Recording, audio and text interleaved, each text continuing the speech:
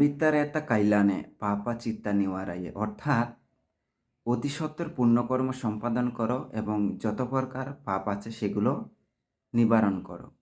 তার মানে আপনি মানে যতটুকু সময় পান ততটুকু পুণ্য করার চিন্তা করবেন বা পুণ্য করার চেষ্টা করবেন। ভালো চিন্তা করবেন, মানুষের মঙ্গল চিন্তা করবেন, মানুষের যাতে ক্ষতি না হয় এই চিন্তা করবেন, মানুষের কিভাবে উপকার সাধিত হবে এই চিন্তা করবেন এবং যত প্রকার কুচিন্তা, মানুষের যে ক্ষতি হবে এই চিন্তা পরিত্যাগ করতে হবে। মানুষের যে দুঃখ হবে আপনার কথার মাধ্যমে বা কাজের মাধ্যমে, চিন্তার মাধ্যমে এই বিষয়গুলো ত্যাগ করতে হবে।